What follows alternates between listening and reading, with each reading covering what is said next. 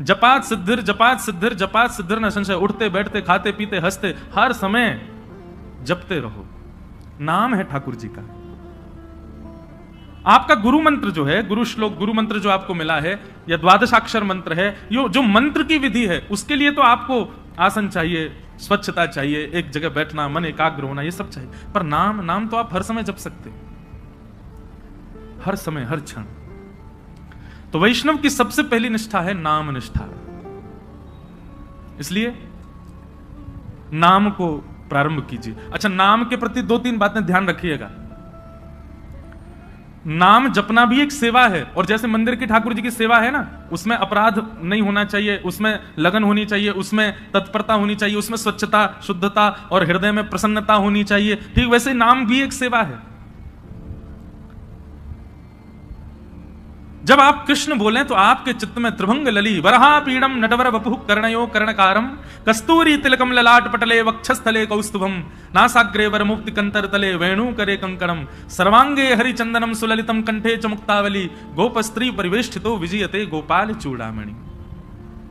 कृष्ण कहते ही आपके चित्त में गोपाल जी प्रकट हो जाएं, उनके मधुर रूप का दर्शन होने लग जाए। श्री राधा कहते ही अति सुकुमारी अति सुकोमला हमारी वृषभानु नंदिनी किशोरी जी की झांकी आ जाए।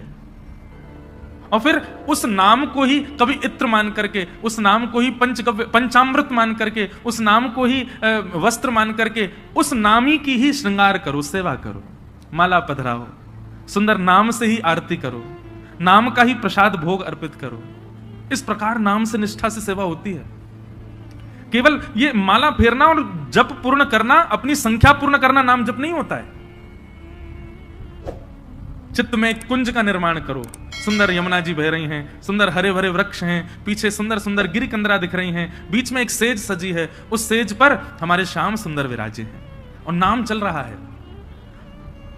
नाम वृक्षों में भी दिखे, नाम सेज पर भी दिखे, नाम यमुना जी में भी दिखे, नाम पीछे के सुंदर गिरी कंदरा में भी दिखे, और नाम ठाकुर जी में भी दिखे। पर उसी नाम के जल से ठाकुर जी को अभिषेक कराया, उसी नाम के जल से ठाकुर जी को प्रक्षालन किया, उसी नाम के जल से, उसी नाम से ठाकुर जी को वस्त्र धारण कराया, उसी नाम से इत्र धारण कराया, उसी नाम से प्रसाद, उसी नाम से ही ठाकुर जी को आरती, और उसी नाम से बलैया। ऐसी पूरी एक सेवा की विधि है। उस सेवा को मानसी रूप में करते हुए नाम जप करना, यह नाम निष्ठा है। ऐसे नाम जप होता है।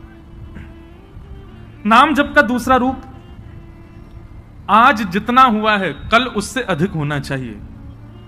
अगर नाम जितना आज है कल भी उतना ही है, और बल्कि परसों कम और हो गया, तो इससे नामापराध होता है। नाम बढ़ना चाहिए, नाम बढ़ाओ। नाम के प्रति दूसरी भावना, कोई यदि आपसे पूछे कि आप क्या जपते हो, तो पहले परख लीजिए। यदि वो अधिकारी हो तो ही बताइए, नहीं तो उसके सामने प्रकाश करने की आवश्यकता नहीं है। अपने आप को ऐसा बता दो, नाम तो कुछ करते नहीं, महासंसारी हैं हम तो, पापी पामर जीव हैं। अपने आप को मत दिखाइए कि आप नाम जापक हैं। कोई यदि पूछे और लगे कि हाँ ये वैष्णव है, कोई गुरुजन पूछे, हम पूछ लें, हम तो वैसे हम भी संसारी हैं, हम पूछे तो मत बताओ। कोई संत पूछे, कोई महापुरुष पूछे, कोई वैष्णव पूछे, तो उनको उजागर करो। सबके सामने उजागर नहीं। यहां लोग बताते फिरते हैं कि हम कितना नाम जप कर रहे हैं, क्यों नहीं, ये नामापराध है। सबके सामने अपने नाम का प्रकाश मत करो। भाई, अगर किसी भाव से आपका प्रेम बढ़ रहा है, उस भाव को गोपनीय रखो ना, उसको प्रकाश करने की आवश्यकता क्या है। तो नाम में इस बात का ध्यान रखें कि अगर कोई व्यक्ति, अयोग्य किसी को मत मानो, लेकिन यदि आपको अनुभव हो जाए कि ये वैष्णव भाव में नहीं है, बस ऐसे चलते फिरते पूछ रहा है, तो उसके सामने अपने आप को मुंह रखी घोषित करो, ये मत बताओ कितना नाम जपते, नहीं तो नामापराध होता है। तो सबसे पहली वैष्णव की निष्ठा होती है नाम निष्ठा। वैष्णव की दूसरी निष्ठा होती है तुलसी निष्ठा। उसके तन पर यदि तुलसी स्पर्श नहीं है तो ठाकुर जी उसके हाथ से सेवा तो बहुत दूर की बात है, जल भी स्वीकार नहीं करेंगे। इसलिए आपके तन पर तुलसी स्पर्श होना बहुत आवश्यक है। यह वैष्णव की दूसरी निष्ठा है।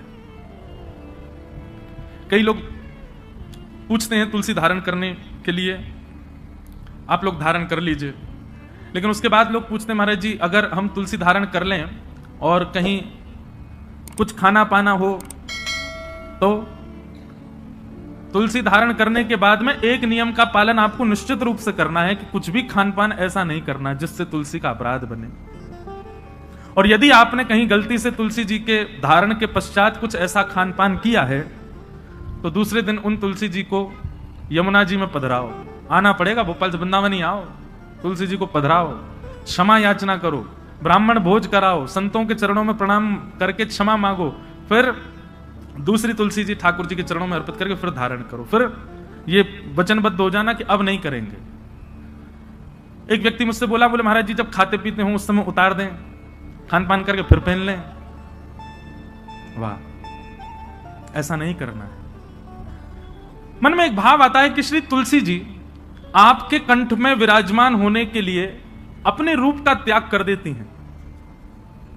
वो एक पौधे के रूप में होती हैं, वृक्ष के रूप में होती हैं, ठाकुर जी को सुख देने के लिए नवीन नवीन अपने अंदर पत्रों को प्रादुर्भाव करती हैं, ठाकुर जी की सेवा में जाएंगे। लेकिन आपके कंठ को सुशोभित करने के लिए और आपके तन के कल्याण के लिए वो अपने उस रूप का त्याग कर देती हैं, अपने आप को छिलवा देती हैं और उसके बाद माला बनकर के आपके गले में विराजमान होती हैं। इतना बड़ा त्याग तुलसी जी हमारे लिए करती हैं, हम उनके लिए ये सामान्य सी वस्तु नहीं छोड़ सकते। इसलिए तुलसी निष्ठा, तुलसी जी को धारण करो। तुलसी जी गले में धारण होने के बाद में जैसे ही आप कुछ भी पाते हैं, पहली बात तो प्रसाद ही पाएंगे, प्रसाद पाते ही जैसे ही कंठ से नीचे जाएगा, कंठ में तुलसी जी है, नीचे जाते ही उसमें जितने दोष होंगे सब समाप्त हो जाएंगे। तुलसी जी कंठ में धारण हैं और उस समय आपने जलपान किया तो जलपान जैसे ही तुलसी जी के यहां कंठ से नीचे गया, तुलसी जी का स्पर्श होते ही वो साक्षात श्री यमुना जी का, श्री गंगा जी का जल हो जाएगा, ठाकुर जी का चरणामृत हो जाएगा। अरे कहां तक कहें, आप स्नान करेंगे और जैसे ही जल अपने सिर पर डालेंगे, आपके मुख पर आकर के जल जैसे ही तुलसी जी का स्पर्श करके सर्वांगीण अंग पर जाएगा, वह भी दिव्य किसी पवित्र नदी का रूप धारण करके, उनके जल का रूप धारण करके आपके तन को पवित्र कर देगा। तुलसी निष्ठा। कई संप्रदायों में तुलसी जी का भाव ऐसा धारण करो पर स्नान के समय मत करो, उसमें ऐसा भाव है कि तुलसी जी का जल चरणों में आ जाएगा। तो सब संप्रदायों के अलग अलग भाव हैं। कहीं पर ऐसा भाव है कि तुलसी जी का जल तन पे जाना चाहिए तभी पवित्र होंगे। तो अपने अपने गुरुजनों की प्रणाली के अनुसार आप उसका कर सकते हैं भाव। कई मन में भाव रखते हैं कि हम शौचाचार के लिए जाएं तब तुलसी जी को उतार दें। आपके भाव के ऊपर निर्भर करता है, आपका भाव कैसा है, उस अनुसार आप उसका पालन कर सकते हैं। नहीं तो शास्त्र और संतों की आज्ञा तो 24 घंटे आपके कंठ में तुलसी होनी चाहिए। तो दूसरी निष्ठा क्या है? तुलसी निष्ठा। और तीसरी और सबसे विशिष्ट निष्ठा एकादशी निष्ठा। वैष्णव को एकादशी व्रत निश्चित करना चाहिए। एकादशी के दिन अन्न में पाप का निवास होता है और उसके कारण एकादशी के दिन, अब यहां पर भी एक बात आ जाती है, भाव की बात आती है। देखो भाव प्राधान्य जब हो जाती है ना बात, तो फिर वहां पर नियम नहीं चल पाते। बहुत ध्यान से सुनिए सब लोग। अब हमारे राधा वल्लभी है और हमारे हरिदासी वृंदावन के, वहां पर अधिकतर एकादशी नहीं मानी जाती। क्यों? उनका भाव ऐसा है कि भाई ठाकुर जी का भोग है, कल हमने ठाकुर जी को भोग लगाया, वो अन्न था जिसको हमने भोग लगाया, प्रसाद बन गया। अब आज एकादशी है, हम उस प्रसाद में फिर ये कर रहे हैं कि नहीं आज एकादशी, आज तो हम उसको पा ही नहीं सकते। तो ठाकुर जी का भोग, उसमें एकादशी पर अन्न कैसे हो सकता है? हम प्रसाद को अन्न कैसे मान सकते हैं? इसलिए कहीं ये भाव उत्पन्न ना हो, इसलिए कई हमारे आचार्य चरणों की प्रणाली में भाव से एकादशी का नहीं नियम माना जाता। पर आजकल के मॉडर्न जमाने में करवा चौथ भी नहीं रखती कई माताएं। क्यों? अरे मेरा ब्याह हुआ, मेरा पति इतना फल फूल रहा है, उसके लिए मैं भोजन क्यों त्यागूं? मैं तो खूब रज रज के पाऊंगी। इसलिए माताएं पाती हैं। देखो कितना भी आप पाओ, लेकिन जब करवा चौथ के दिन कोई मां, कोई बहन अपने पति के लिए व्रत करती है, तो एक दिन के लिए किया गया व्रत वो शोभनीय लगता है, सुंदर लगता है, उसमें कोई पीड़ा नहीं, सबको अच्छा लगता। बल्कि माताएं सौभाग्य मानती हैं कि हम व्रत करें। और आजकल तो भाई लोग भी करते हैं पत्नी के लिए। अच्छा है, आप लोग ज्यादा एक्सपीरियंस्ड हो, हमको नहीं पता। लेकिन हमारे लिए तो भैया ये एकादशी जो है ना, हमारे प्रियतम के लिए ये करवा चौथ का व्रत है हमारा। हम अपने श्याम सुंदर रूपी प्रियतम के, अच्छा लोग कहते हैं आयु बढ़ती आदि आदि, जो भी कुछ भी बढ़े ना बढ़े, लेकिन हाँ करवा चौथ का व्रत जब मां करती है तो उसका अपने पति के प्रति प्रेम बढ़ता है। पति को भी लगता है अरे मेरी वजह से बच्चा भूखी प्यासी बैठी सुबह से। भाई सेक्रीफाइस जो होता है ना, ये प्रेम में बहुत आवश्यक है। और अन्न जो है ना, ये हमारे प्राणों को धारण करता है। अगर हम उस अन्न के प्रति एक दिन का सेक्रीफाइस करते हैं तो उसमें कौन सी बड़ी बात है। और भाई ऐसे सेक्रीफाइस यदि अगर रोज करो, सब जानते हैं एकादशी कैसी होती है, कुट्टू की पकौड़ी, कुट्टू की कचौड़ी, समा के चावल, मखाने की खीर। अगर व्यक्ति एकादशी वाला फलाहार नित्य करने लग जाए तो 7 दिन में 5 किलो वजन बढ़ जाए उसका। आप बाकी के दिन इतना नहीं पाते जितना एकादशी, और एकादशी के दिन तो कई लोगों को वैसे तो 3 बार पाएंगे, नाश्ता, भोजन, रात्रि भोजन। एकादशी के दिन 6 बार पाते हैं, बोले हमारा व्रत और है, बार बार कहते और है इस बात को, व्रत है आज हमारा। सब बातों की बात एकादशी करनी चाहिए। और उसके पीछे भाव क्या है, हम अपने प्रियतम के लिए बस हमारा भक्ति में प्रेम बढ़े, हमारी प्रेम लक्षणा भक्ति बढ़े, हमको वो और प्रिय लगे, उसके लिए हम व्रत कर रहे हैं। अन्न जल का त्याग करके, फलाहारी होकर के व्रत कर रहे हैं। पर हम एक बात आपसे निवेदन करें, एकादशी में कुछ चीजें और मिलाइए। व्रत का मतलब क्या होता है, हमने एक पर्टिकुलर वस्तु का त्याग कर दिया। पर एक बात मेरे मन में कभी कभी आती है कि अन्न का त्याग करना कोई बहुत बड़ी बात नहीं है। आजकल के बच्चे सो करके उठते 12 बजे हैं, और 12 बजे उठते हैं तो फिर भोजन पानी उनका ऐसे ही अस्त व्यस्त ही रहता है। आजकल के बच्चे एक समय ही भोजन कर लें वही बहुत है। तो भोजन का त्याग करना कोई बहुत बड़ी बात नहीं है। कई लोग बिना भोजन के भी निकल जाते हैं, बिना भोजन के भी रह लेते हैं। ये उस समय बड़ी बात थी जब और साधन नहीं थे, जब हमारे पास में टीवी नहीं था, हमारे पास में फोन नहीं था, इंटरनेट नहीं था, ये सारी आधुनिकताएं नहीं थी। तब मानव का एक ही काम था, काम करो भोजन पाओ, काम करो भोजन पाओ। भोजन ही सब कुछ होता था। उन कालों में उस भोजन को त्यागने के लिए व्रत की विधा बनाई गई। पर आज वास्तव में व्रत उस वस्तु का होना चाहिए जिसके बगैर आप एक क्षण नहीं रह सकते। उस वस्तु का व्रत होना चाहिए। तो कई बातें हैं। एकादशी में 2-3 चीजें जोड़िए। आज की तो निकल गई, अगली एकादशी आवे तो जैसे जो आपका अवगुण है, जैसे कई भाई लोगों को, कई लोगों के अंदर अवगुण आ जाता है, कुछ खान पान का अवगुण हो, स्वभाव व्यवहार का अवगुण हो। सब जानते हैं कि मेरे अंदर अवगुण क्या है, मुझे क्रोध बहुत आता है, मुझे इसके प्रति ईर्ष्या होती है, मुझे ऐसा लोभ होता है, मुझे इसके प्रति मोह है। ये जो आपकी दूषितताएं, उनका व्रत कीजिए। सावधानी से सुनो, सब लोग इधर देखो, कथा सुनो।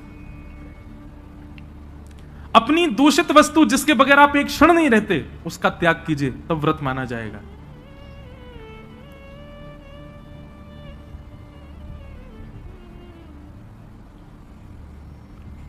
निकालिए, लिस्ट बनाइए, ऐसे कौन कौन सी वस्तुएं हैं जिनके बगैर आप एक क्षण नहीं रह पाते। संसारी वस्तु, उसका व्रत कीजिए, एक दिन व्रत कीजिए। अगली एकादशी पर नहीं मनाओ। सबसे ज्यादा तो फोन ही है भैया, उसके बिना ही नहीं रह पाते हम। अगली एकादशी प्रयास करके देखो। हम अपने ऊपर इसलिए लागू नहीं कर सकते, हम तो सफर में रहते हैं, इधर उधर आना जाना लगा रहता है, तो कुछ ना कुछ काम रहते हैं, तो इसलिए हम वो तो नहीं करते। फिर एकादशियों पर इंद्रियों की एकादशी करो, जैसे नेत्रों की एकादशी। नेत्रों की एकादशी मतलब आज नेत्रों से केवल और केवल ठाकुर जी और ठाकुर जी के भक्तों का दर्शन करेंगे। ठाकुर जी का दर्शन और ठाकुर जी के भक्तों का दर्शन। तो एकादशी के दिन बस लगे हैं, अब नहीं जा सकते वृंदावन तो फोन पे ही दर्शन करो। राधा वल्लभ जी, राधा रमण जी, श्री वृंदावन बिहारी लाल जी, गोविंद देव जी, गोपीनाथ जी, द्वारिकाधीश जी, बद्रीनाथ जी, सुबह से लगे दर्शन करने में। और वैष्णवों का दर्शन करो, चुन करके निकाल के अपनी बाइक गाड़ी जाओ, संतों के यहां जाओ, वैष्णवों के यहां जाओ, जाकर के उनको प्रणाम करो। एकादशी ऐसे व्यतीत करो। नेत्रों की एकादशी। कानों की एकादशी, क्या आज इन कानों से केवल भगवत चर्चा सुनेंगे। सूर्योदय से लेकर के सूर्यास्त तक और कुछ करना ही नहीं, कीर्तन और भजन, केवल भगवत चर्चा ही श्रवण करनी है। कानों की एकादशी। मुख की एकादशी 2 प्रकार से हो सकती है, या तो मौन रहो, या फिर केवल और केवल भगवान नाम ही कहो, और कुछ बोलना ही नहीं है, केवल भगवान नाम। मुख की एकादशी। हाथों की एकादशी, कैसे निकालो, सवेरे निकल जाओ 6 बजे महाराज, मंदिर जो हैं आपके क्षेत्र में सबकी सफाई करना है, सब जगह जाकर के स्वच्छता करना है, सबके ठाकुरों की सेवा करना, हाथों से सेवा, पैरों की एकादशी, प्रदक्षिणा करो, परिक्रमा, गैया की परिक्रमा, माता पिता की परिक्रमा, मंदिरों की परिक्रमा। ऐसे भैया अपने तन से एकादशी करो, केवल अन्न छोड़ने मात्र से काम। ये आगे की विधा है, पहले अन्न से ही शुरू कर लो, पर शुरू करो। ये 3 निष्ठाओं का यदि आपने पालन कर लिया तो दावे से कह रहे हैं अंतिम श्वास से पूर्व ही ठाकुर जी का निश्चित दर्शन होगा, निश्चित ठाकुर जी अनुग्रह करेंगे। और भाई प्रयत्न तो करने पड़ेंगे, बिना प्रयत्न के ठाकुर जी तो नहीं मिल रहे। हम इतने बड़े भक्त तो है नहीं कि ठाकुर जी बेचारे हो गए कछु ना करे, आज में ले आओ याते, कछु तो करो, ऐसा तो कछु जीवन में लाओ जैसे लाल जी आप सो प्रसन्न हो, आवे आपके समीप। और एक बात मैं आपसे कहूं, पाव भाजी खा लो बाहर किसी ढकेल पर, 20 रुपए का मिल जाएगा, वही पाव भाजी 5 स्टार होटल में खाओ 500 रुपए का। क्यों? प्रस्तुतिकरण में भेद है, ऑफरिंग, वो ऑफर करने का नतीजा है कि वहां महंगा है यहां सस्ता है। ठीक वैसी भक्ति भी है। एक लोटा जल लिए, उसी में तुलसी डाल दी, उसी में चावल डाल दी, उसी में रोली डाल दी, उसी में चीनी डाल दी, उसी में सब डाल दी, जा गए शंकर जी पर चढ़ा के और नियम करके त्रिपुंड लगा के बेलपत्र चढ़ा के सिर पे लेके आ गए। एक तो ये ऑफरिंग है और एक दूसरी ऑफरिंग है, सारी सामग्री बढ़िया सुंदर सजा करके लेकर के गए, एक एक करके एक एक सामग्री शंकर जी पर चढ़ा रहे हैं, सुंदर कोमल हाथों से शंकर जी के सुंदर अभिषेक कर रहे हैं, और उसके बाद में सुंदर इत्र लगा करके त्रिपुंड लगा करके प्रणाम करके खूब देर रज रज के भाव से करके आ रहे हैं। दोनों में अंतर है कि नहीं? भक्ति में प्रस्तुतिकरण देखिए आप कैसे प्रस्तुत कर रहे हो। केवल करना है ये नहीं, इससे बढ़िया तो मत ही करो। केवल एकादशी करनी है, हमको अन्न नहीं खाना, लेकिन पूरे नाक में दम कर दिया घर के में, जे बनाओ जे बनाओ, भूख लगी है केला लाओ, ये बनाओ ये करो, ऐसी क्या फायदा? एकादशी एकादशी जैसी दिखनी चाहिए, उसका प्रस्तुतिकरण ऐसा रखो। ये जो भाव हम आपको बता रहे हैं, हम तो 10% बताएंगे, बाकी आपको विचार करने पड़ेंगे। अब अगली एकादशी होगी, उसमें क्या करना चाहिए जिससे ठाकुर जी प्रसन्न हो। क्योंकि एकादशी के दिन ठाकुर जी दोनों नेत्र खोल करके सब पर दृष्टि डाल करके सबकी क्रियाएं चेक करते हैं। एक प्रकार से यह समझ लीजिए एकादशी अवसर है, 15 दिन में जो आपने किया उससे निवृत्त होने का अवसर है। इसका मतलब यह नहीं कि 14 दिन सब आपने किए बोले एकादशी आई रही है सब बढ़िया कर लेंगे उस दिन। अवसर है, अवसर मिला, अब अगले दिन से प्रयास करें कि अब दूषित नहीं करना है। बहुत सारे भाव है, मैं तो बोलते ही चला जाऊंगा। हमारे गुरुदेव एक बात कहते हैं कि भाव थोड़े कह करके और फिर आगे बढ़ो। मैंने कहा क्यों गुरुजी पूरा प्रस्तुतिकरण नहीं कर? बोले नहीं, कुछ गृह कार्य रहने दो ना, उनको भी सोचने दो, श्रोताओं को भी। तो अब आगे की चीज आप विचार करो। ये 3 निष्ठाएं हैं, इन तीनों निष्ठाओं में एक चीज का ध्यान रखना है, प्रस्तुतिकरण। नाम जब कितना कर रहे हैं ये जरूरी नहीं है, पर जितना कर रहे हैं कैसे कर रहे हैं ये आवश्यक है। तुलसी निष्ठा केवल गले में पहन करके डोल रहे हैं ये नहीं, तुलसी जी को धारण करके आप कितना मान सम्मान का ध्यान रख रहे हैं, कितने आचार विचार की शुद्धता कर रहे हैं ये आवश्यक है। एकादशी कर रहे हैं, पर एकादशी के दिन आपका व्यवहार, आपका स्वभाव, आपकी क्रियाएं कैसी हैं उसका ध्यान रखें। तो आज एकादशी है और आज हमारे वृंदावन के मुकुटमणि ठाकुर जी श्री राधा वल्लभ लाल जी को जिन्होंने प्रकट किया, ऐसे श्री हेतरवंश महाप्रभु, उनका प्रादुर्भाव हुआ, उनका प्राकट्य आज के दिन हुआ। बंधुओं, श्री महाप्रभु जी जो हैं ये वंशी के अवतार हैं, ठाकुर जी की वंशी। वृंदावन में 3 हरित्रयी हैं, 3 हरि हुए। कौन कौन? पहले हरिवंश महाप्रभु, दूसरे स्वामी श्री हरिदास जी और तीसरे हरिराम व्यास जी। ये हरित्रयी बोली जाती। और इन हरित्रयों के रूप क्या हैं? ललिता, विशाखा और वंशी। इन तीनों का अवतार ये तीनों हैं। आप सबको पता है, और नहीं पता है तो सुन लीजिए। अभी मेरी नासिक में कथा थी तो इतना मुझे सुख मिला। प्रथम दिन और अंतिम दिन 2 दिन में त्र्यंबकेश्वर दर्शन करने गया, क्योंकि मेरा नियम था कि 1 महीने तक मैं उस परिसर से बाहर नहीं जा सकता जहां कथा थी। तो वहां से महादेव का स्थान लगभग 30 किलोमीटर था। प्रथम दिन गया अनुष्ठान से पूर्व, तो जैसे ही मैं पहुंचा कितना सुख मिला। देखो वहां के सारे पुजारी जो अपने त्र्यंबकेश्वर भगवान के सेवाधिकारी, मैं जैसे ही पहुंचा तो मुझको लेकर के गए, बोले आप चलो गर्भगृह में अंदर प्रणाम करने। मैंने कहा नहीं भैया, देखो मैं खुद वीवीआईपीओं के कथाओं में जाकर के जो है उनकी बुराई निंदा कर देता हूं, खुद बन के जाऊं तो बड़ा विचित्र लगता है। बोले नहीं नहीं, आपको चलना पड़ेगा। मैंने कहा देखो, खुद प्रयास करके जाना, उसमें हो सकता है कि गड़बड़ी हो, लेकिन कोई खींच के ले जा रहा हो तो फिर मना नहीं है। आप स्वयं प्रयास करके मत जाओ, लेकिन आपको पुजारी जी स्वयं ही खींच ले जाएं तो फिर दिक्कत नहीं है। कई लोग सोच रहे होंगे, बोले ठीक है तो फिर हम पुजारी जियों से ही अपने संबंध बना लेंगे, बढ़िया, उनसे कह देंगे देखो हम प्रयास नहीं करेंगे, तुम खींच लेना हमको। तो ले गए, अंदर जाकर के महादेव के सामने कुछ स्तुति आदि की, उसके बाद पुष्प अर्पित किया और मेरा रोम रोम पुलकित हो गया। जैसे ही मैंने प्रणाम किया, सारे पुजारी एक स्वर में बोले बोलो श्री राधा वल्लभ लाल की।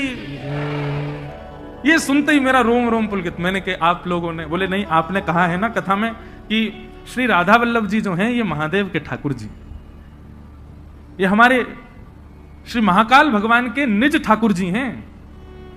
जैसे हमारे निज के गोपाल जी, मेरे निज के श्री गिरधर लाल जी, ऐसे ही श्वेतद्वीप में उमा पार्वती और महादेव दोनों मिलकर के अपने निज ठाकुर जी की सेवा करते हैं। वही हैं श्री राधा वल्लभ लाल जी जो वृंदावन में विराज रहे हैं।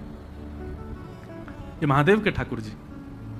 आत्मदेव नाम के ब्राह्मण ने तपस्या करके महादेव को प्रसन्न किया। महादेव ने प्रसन्न होकर के कहा वरदान मांगो, क्या चाहिए ब्राह्मण देवता।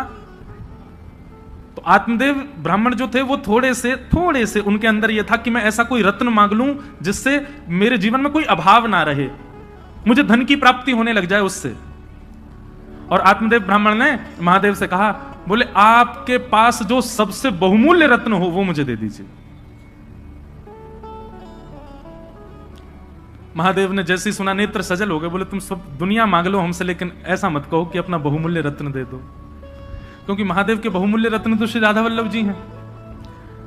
महादेव ने जैसे मना किया, बोले रत्न मत मांगो, बाकी चाहे दुनिया की कोई वस्तु मांग लो। तो आत्मदेव ब्राह्मण को लगा रत्न बड़ा महंगा है, तभी देने से मना कर रहे हैं। चरणों में गिर गया, बोले चाहिए तो वही रत्न चाहिए जिसके लिए आप मना कर रहे हो, नहीं तो कुछ नहीं चाहिए। तब महादेव भाव नेत्रों से अश्रुपात हो रहे हैं, श्वेतद्वीप गए और जाकर के अपने त्रिभंग लली श्री राधा वल्लभ लाल जी को कंठ से लगाया और एक वस्त्र में ठाकुर जी को पधरा करके आए और आकर के उस आत्मदेव ब्राह्मण को प्रदान कर दिए। महादेव अंतर ध्यान हो गए। उसने तो उत्सुकता से जैसे ही वस्त्र हटा के देखा तो श्री राधा वल्लभ लाल जी खड़े थे।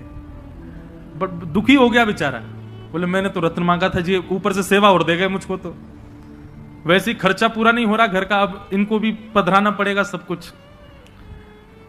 उनकी सेवा होने लगी। महादेव को बड़ी चिंता, मेरे ठाकुर जी की सेवा में सुख होना चाहिए। तब भगवान की वंशी महादेव ने उनको आज्ञा की, बोले आप सदा उनके अधर पर विराजमान रहती हो, और वंशी के मन में भी ये भाव रहता है कि ठाकुर जी मेरे कोमल छिद्रों को दबा करके मानो मेरी सेवा करते हैं, ठाकुर जी मेरी सेवा करते हैं। इससे वंशी को कई बार मन में ऐसा भाव आता है कि नहीं नहीं नाथ, मैं आपकी सेवा करूं, आप क्यों मेरी सेवा करते हैं। तो वंशी बड़ी कभी कभी व्याकुल रहती है कि मैं ठाकुर जी की सेवा करना चाहती हूं, पर ठाकुर जी देखो होठों की तकिया पे सुला करके अपनी कोमल उंगलियों से मेरे चरण दबाते हैं, मुझे कभी कभी बड़ा श्रम होता है इस भाव से। तो वंशी जी की इस चिंता को आज महादेव ने पूर्ण किया। बोले कि आप चिंता मत करो, आप चाहती हैं ना कि आप ठाकुर जी की सेवा करें, जाइए आप ही आचार्य चरण श्री हितहरिवंश महाप्रभु के रूप में पृथ्वी पर अवतरित होइए और जाकर के आत्मदेव ब्राह्मण के यहां से ठाकुर जी को ले जाकर के वृंदावन में विराजमान कर। तब भगवान की वंशी ही श्री हितहरिवंश महाप्रभु के रूप में पधारे और आकर के उन्होंने ठाकुर जी की सेवा। महाप्रभु जी का चरित्र बहुत सुंदर है, संपूर्ण तो नहीं पर कुछ कुछ भाव में आज भक्तमाल जी में पढ़ रहा था। अच्छा, हमारी जीवन की सबसे पहली भक्तमाल कथा है इसी वर्ष 19 से 26 अगस्त। हम भागवत कथा करते हैं और अभी साल में एक राम कथा का भी नियम हो गया है, एक एक ज्योतिर्लिंग में। पिछली बार सोमनाथ में थी, इस बार रामेश्वरम में है 24 दिसंबर से राम कथा। लेकिन हमारे वृंदावन के संत जनों की आज्ञा हुई कि लाला एक बार अब भक्तमाल जी में भी प्रवेश करो। मैंने कहा महाराज जी मैं भक्तमाल जी तो कहता ही हूं कथा में। बोले नहीं, स्वच्छंद भक्तमाल जी की कथा करो। तो जन्माष्टमी के अवसर पर 19 अगस्त से 26 अगस्त तक जयपुर में, क्योंकि भक्तमाल जी वहीं लिखी गई हैं, जयपुर में ही गलता जी हैं जहां पर भक्तमाल जी की रचना श्री नाभा गोस्वामी जी ने की, तो वहीं पर प्रथम भक्तमाल का। तो आज मैं भक्तमाल जी पढ़ रहा था, इतना सुंदर बात, बहुत ध्यान से सुनिएगा। नाभाजी के गुरुजी की आज्ञा हुई कि हे नाभाजी, आप एक काम कीजिए। बोले क्या? आपकी भक्ति इतनी तीक्ष्ण है, आपकी भक्ति इतनी प्रबल हो चुकी है, अब आप एक काम करो, बड़े बड़े रसिक जनों ने तो ठाकुर जी का यश गाया, पर आप ठाकुर जी के भक्तों का यश गाओ। तो नाभाजी ने भक्तमाल जी का मन बनाया कि अब मैं भक्तों की माला बनाऊंगा, भक्तों के एक बात सदैव याद रखना, ठाकुर जी का यश गाना ज्यादा कठिन नहीं है, ठाकुर जी के भक्तों का यश गाना बहुत कठिन है। ठाकुर जी के भक्तों का यश कहना बड़ा कठिन काम है, उसको समझना। ठाकुर जी की कृपा आप समझ जाओगे, पर भक्तों की लीला आप नहीं समझ पाओगे। तो श्री नाभाजी ने मन में विचार किया कि यश गाऊं ठाकुर जी के भक्तों का, तो श्रोता किसको बनाऊं? तो श्री नाभा गोस्वामी जी ने मन में विचार किया कि भगवान का यश भक्त सुनते हैं, तो भक्तों का यश ठाकुर जी सुनेंगे। और 24 अवतारों का सबसे पहला स्मरण किया नाभाजी ने। 24 अवतार बैठाए अपने सामने, ठाकुर जी के 24 अवतारों का आवाहन करके और उनको ही श्रोता बना करके नाभाजी ने भक्तमाल जी कहनी प्रारंभ की। उसमें सारे भक्तों के चरित्र आए, सुग्रीव जी से लेकर के हनुमान जी महाराज तक, और महाराज गरुण जी से लेकर के और श्री रामानुजाचार्य जी तक, सारे भक्त चिंतन करते जाते, जो जो भक्त अपने। अच्छा, एक और बात है, भक्तमाल में किन किन भक्तों के चरित्र हैं? तो श्री नाभाजी कहते हैं ठाकुर जी तो सबको प्रिय हैं, पर भक्तमाल में उन भक्तों के चरित्र हैं जो ठाकुर जी को प्रिय हैं। क्योंकि भाई 24 अवतार सामने बैठे हैं, तो 24 अवतार उन्हीं को सुनना चाहेंगे जो उनके प्रिय हों। उन भक्तों के चरित्र आए, लेकिन सारे भक्त आ गए भक्तमाल जी में, हमारे वृंदावन के रसिक जन नहीं आए। क्योंकि नाभाजी तो स्मरण करते थे ना, जो भक्त का चिंतन आता उसी का छप्पे छंद लिख देते, सबका यश गाया, लेकिन वृंदावन के रसिक संत जन चित्त में नहीं आए। तो श्री नाभाजी चिंतित हो गए, बोले कि भैया सारे भक्तों का चिंतन चित्त में हो रहा है, लेकिन ब्रजमंडल के वृंदावन के वैष्णव भक्तों का, संतों का चिंतन मुझको क्यों नहीं हो रहा? तब उन्होंने अपने गुरुदेव से जाकर के अपना ये भाव प्रकट किया, बोले सारे भक्त मेरे चित्त में आ रहे हैं, पर वृंदावन के भक्तों का स्मरण नहीं हो रहा मुझको। कितनी सुंदर बात। उनके गुरुदेव ने आज्ञा करते हुए कहे, बोले भैया ये जितने भी भक्तों का चरित्र तुम गा रहे हो, ये कोई ना कोई भक्त इन 24 अवतारों को, जिनको तुमने सामने बैठाया है, इन 24 अवतारों को कोई ना कोई भजता है। कोई हयग्रीव भगवान को भजता है, कोई नृसिंह भगवान को भजता है, कोई बराह भगवान को भजता है, कोई कृष्ण को भजता है, कोई राम जी को भजता है, पर वृंदावन के तो सब श्री किशोरी जी को भजते हैं। और जब तक किशोरी जी नहीं आएंगी तब तक ब्रज के रसिक नहीं आ सकते। जय हो। ये भाव जैसे पढ़ाना, नेत्र सजल हो गए कि जब तक किशोरी जी का स्मरण नहीं करोगे नाभाजी, तब तक ब्रजमंडल के संत तुम्हारे चित्त में नहीं आ सकते, रसिक जन नहीं आ पाएंगे। तब श्री वृंदावनेश्वरी किशोरी जी हमारी श्री राधा रानी का स्मरण किया। एक भाव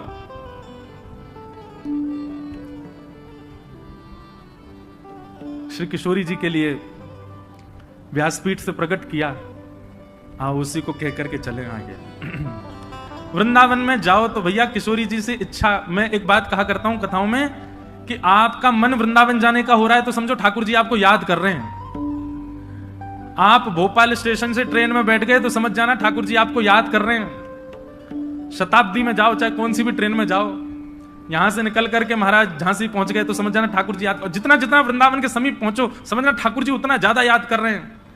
झांसी से फिर ग्वालियर पहुंच जाओ, मुरैना और सब पार करते हुए आगरा पहुंच जाओ, समझ जाना ठाकुर जी याद कर रहे हैं। लेकिन जैसे ही मथुरा पहुंचो और मथुरा में जाकर के रिक्शा में बैठ करके जैसे ही वृंदावन जाने लग जाओ तो भी समझना ठाकुर जी याद कर रहे हैं।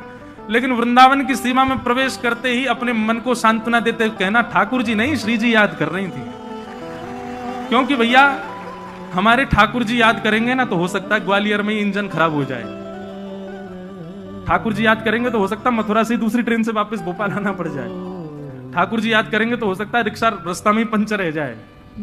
पर निर्विघ्न रूप से वृंदावन पहुंच गए तो यही समझियो श्री जी ने याद किया तभी हम पहुंच पाए हैं, नहीं तो ये श्री जी के कृपा के बगैर संभव नहीं। तो एक भाव मैंने हमारे लाल जी ने प्रकट करवाया कि वृंदावन में क्या क्या भावना होनी चाहिए चित्त में। सब लोग मेरे साथ गाओ, श्री जी को स्मरण करो तभी आचार्य चरण आएंगे। आज तीसरा दिन है कथा का, अब श्री जी आएंगी तो ब्रज के भाव अपने आप आएंगे। राधिका रानी जी, वृषभानु दुलारी जी, राधिका रानी जी, वृषभानु दुलारी जी, राधिका रानी। जो जो एक बात सुन लो, जो ताली बजा के नहीं गाएगा उसको अपने बगल वाले की सौगंध है, और जो ताली बजा के नहीं गाएगा उसको ये लगे बगल वाला मेरा शत्रु, मैं तो बिल्कुल नहीं बजाऊं, अगले जन्म में तुम्हारा ब्याह नहीं होगा।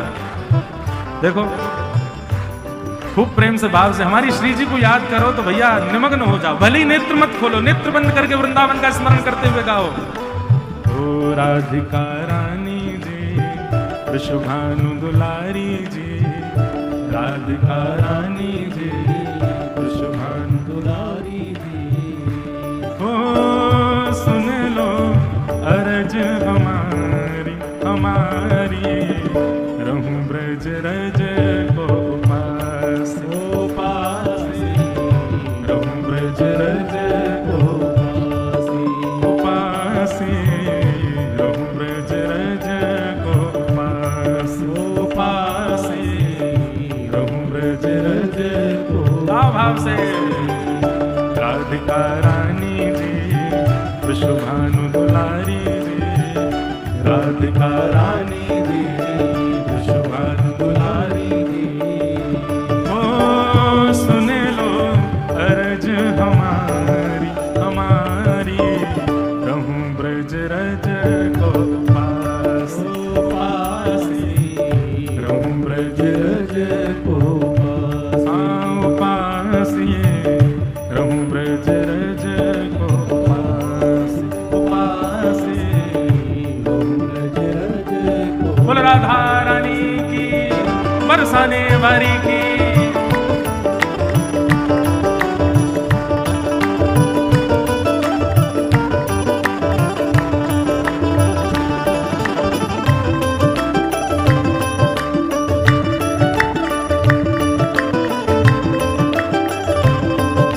बोल वृषभानु दुलारी की, बोल वृषभानु के जमाई की।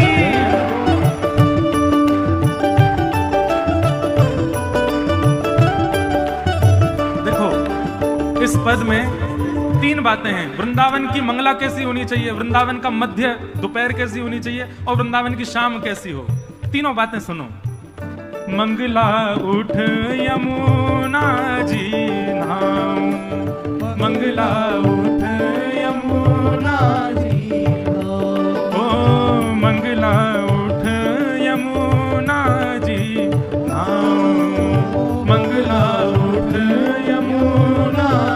फिर श्री राधा वल्लभ के दर्शन पाऊं, राधा वल्लभ के दर्शन पाऊं, प्यारे राधा वल्लभ के दर्शन पाऊं, राधा वल्लभ के दर्शन पाऊं।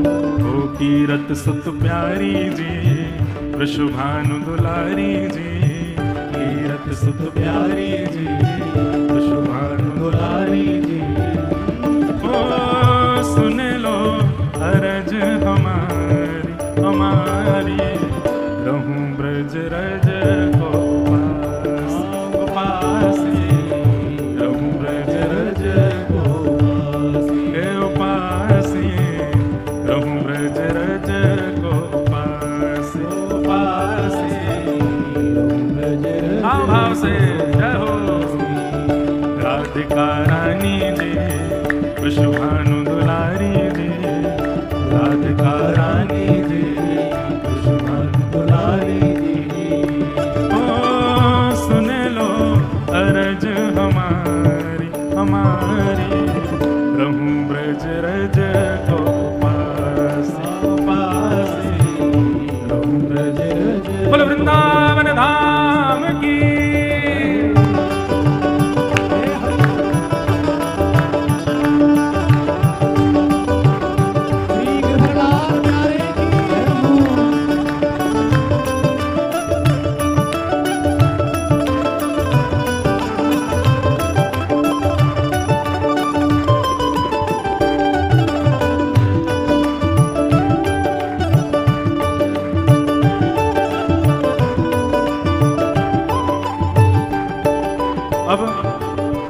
मंगला में क्या करना, यमुना जी नहाओ, राधा वल्लभ जी के दर्शन करो। अब आया राजभोग का समय। दोपहर के समय क्या करो, ब्रजवासिन के मधुकरी पाऊं, ब्रजवासिन के मधुकरी पाऊं। वृंदावन में कहीं बाहर भोजन नहीं करना है, जाओ किसी ब्रजवासी, अनजान ब्रजवासी, द्वार खटखटाओ, बैल बजाओ, वो निकल के आए तो उससे कहो आपके घर में जो कुछ बचा हो प्रसादी हमारे हाथ में दे, उसको पाओ। अरे भैया, जिन ब्रजवासी के घर में जबरदस्ती घुस घुस के ठाकुर जी भोजन करते हैं, हम तो मांग के पा सकते हैं ना, पाओ। ब्रजवासिन के मधुकरी पाऊं, ब्रजवासिन के मधुकरी पाऊं, ओ ब्रजवासिन के मधुकरी पाऊं, ब्रजवासिन के मधुकरी। उसके बाद श्री राधा रमण के दर्शन पाऊं, राधा रमण के दर्शन पाऊं, प्यारे राधा रमण की झांकी पाऊं, राधा रमण की झांकी पाऊं। महलन वारी जी अति सुकुमारी जी, महलन वारी जी अति सुकुमारी जी, ऊंचे महलन वारी जी अति सुकुमारी जी, महलन वारी जी अति सुकुमारी जी। ओ सुन लो अर्ज हमारी हमारी, रहूं ब्रज रज को पास पासे, रहूं ब्रज रज को पासे, रहूं ब्रज रज को अब मंगला में यमुना जी स्नान, राधा वल्लभ जी दर्शन, फिर ब्रजवासियों की मधुकरी और श्री राधा रमण जी का दर्शन। अब तीसरा काम वृंदावन में क्या करना है? रसिक जनन की सेवा पाऊं, रसिक जनन की सेवा पाऊं, ओ रसिक जनन की सेवा पाऊं, रसिक जनन की सेवा।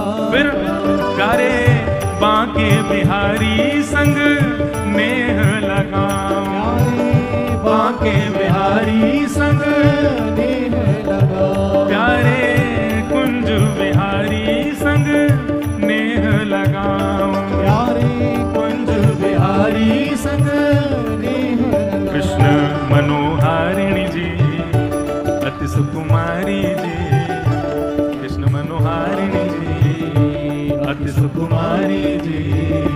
ओ सुन लो अरज हमारी हमारी, रहूं ब्रज रज को पास पासे, रहूं ब्रज रज को पासे पासे, रहूं ब्रज रज को पास पासे, ब्रज रज को।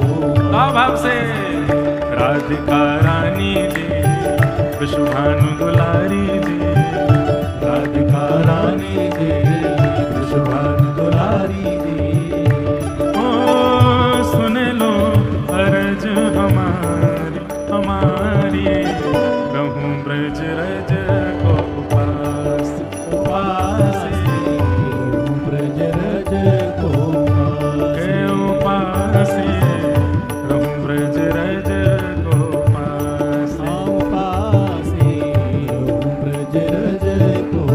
अब मेरी भावना ऐसी कि मंगला हो गई राधा वल्लभ जी के दर्शन से, फिर ब्रजवासी इनकी मधुकरी पालई राधा रमण जी के दर्शन करके, और फिर साय संत जनन की सेवा करके बिहारी जी से नेह लगा लियो। अब अंतिम इच्छा हमारे गिरधर लाल जी की छाप से कीर्तन लिखा गया है। अंतिम इच्छा क्या है? ये मधुकरी पा करके, संतन की सेवा करके, यमुना जी में स्नान करके, तीनों ठाकुरन के दर्शन पाके चाहते क्या हो? तो ये अंतिम भाव, गोवर्धन पर्वत पे राजो, गोवर्धन पर्वत पे राजो, गोवर्धन पर्वत पे राजो। हे श्यामा जी, हमारी इच्छा ऐसी है इन तीनों की ये काम करते हुए हम गिरिराज जी जावें और जब गोवर्धन की परिक्रमा करें तो श्री गिरिकंदरा में आपके हमको दर्शन है जाएं। गोवर्धन पर्वत पे राजो, और श्यामाजू आप अकेली मत आइयो, तो हमारे नेक्स्ट से गिरधर लाल जी हैं, इनके संग पधारियों। गिरधर लाल संग दर्श करा दो, गिरधर लाल संग दर्श करा, प्यारे गोवर्धन पर्वत पे राजो, गोवर्धन पर्वत पे राजो, प्यारे गिरधर लाल संग दर्श करा, प्यारे गिरधर लाल संग दर्श करा। कृपा अभिलाषी जी अरज हमारी जी, कृपा अभिलाषी जी अरज हमारी जी,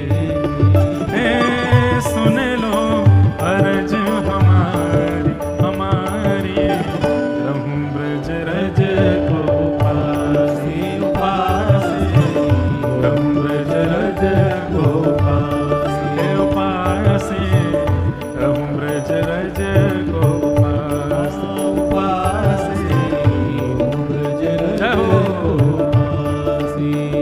राधिका रानी जी विश्वभानु दुलारी जी, राधिका रानी जी विश्वभानु दुलारी जी, हाँ सुन लो अरज हमारी हमारी, रहूं ब्रज रज को पासे, रहूं ब्रज रज को पासे, रहूं ब्रज रज को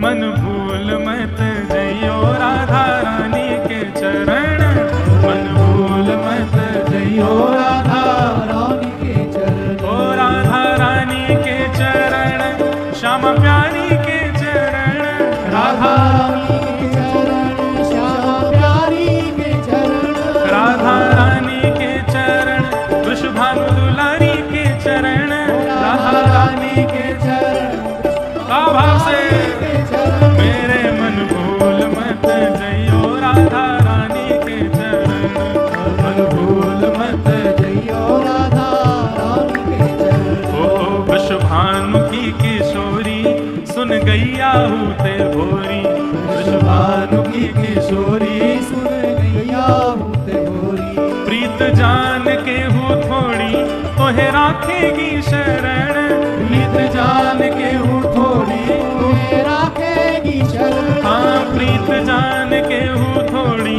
तोहे राखेगी शरण, प्रीत जान के हूँ थोड़ी तोहे राखेगी शरण, मेरे मन भूल मत जइयो राधा रानी के चरण, मन भूल मत जइयो राधा रानी के चरण, मेरे मन भूल मत जइयो श्यामा प्यारी के चरण, मन भूल मत जइयो राधा रानी के चरण, ओ राधा रानी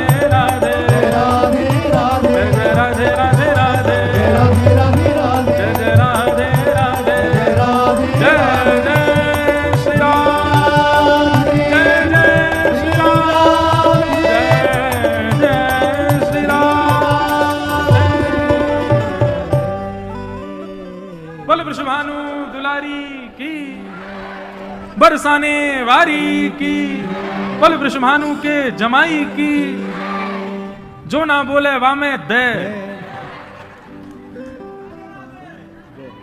तो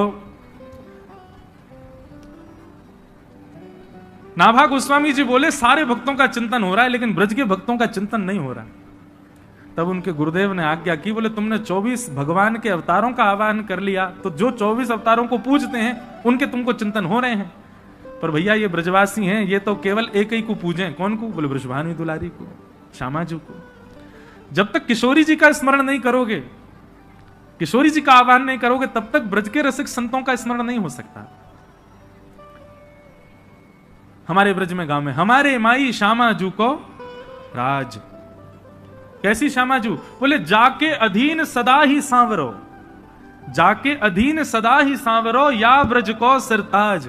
हमारे माई श्यामाजू को राज।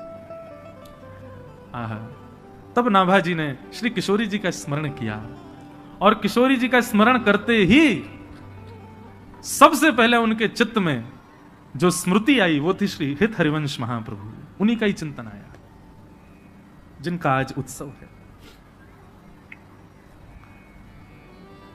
और श्री नाभा जी ने महाप्रभु जी का चरित्र वर्णन किया। थोड़े थोड़े भाव कुछ में कह करके महाप्रभु जी को हम प्रणाम कर लें। आचार्य चरण का जन्मोत्सव है। हमारे वृंदावन के पास में बाद गांव में उनका प्रादुर्भाव हुआ। बंधुओं, जन्म से ही बालक, एक बात बहुत ध्यान से सुनो, सब लोग इधर देखो, बहुत सावधानी से सुनिएगा। जन्म से ही बालक के लक्षण दिखने लग जाते हैं, कैसे होंगे? लेकिन एक बात मैं आपको स्पष्ट रूप से कह दूं, हर व्यक्ति को संसार में इसलिए भेजा गया है ताकि वो ठाकुर जी को प्राप्त कर सके। मुझे और आपको इस संसार में इसी भाव से ही भेजा गया कि हम अपने कर्मों से, हम अपने कर्तव्यों से, अपने व्यवहार स्वभाव आदि, हम सबको अधिकार है ठाकुर जी से मिलने का।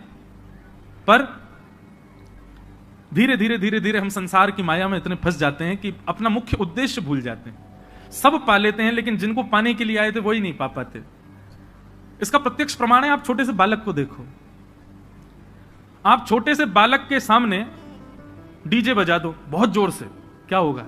रो जाएगा, उसके अंदर से रुदन शुरू हो जाएगा। आज की 20, 22, 23, 25 साल की उम्र के बालक जिन जिन गानों पर नृत्य करते हैं, जिन जिन गानों पर नाचते हैं, ऐसे गाने आप 1 वर्ष तक के बालक के सामने खूब तेज आवाज में बजा दो, क्या होगा? वो भयभीत हो जाएगा, डर के मारे रोने लग जाएगा।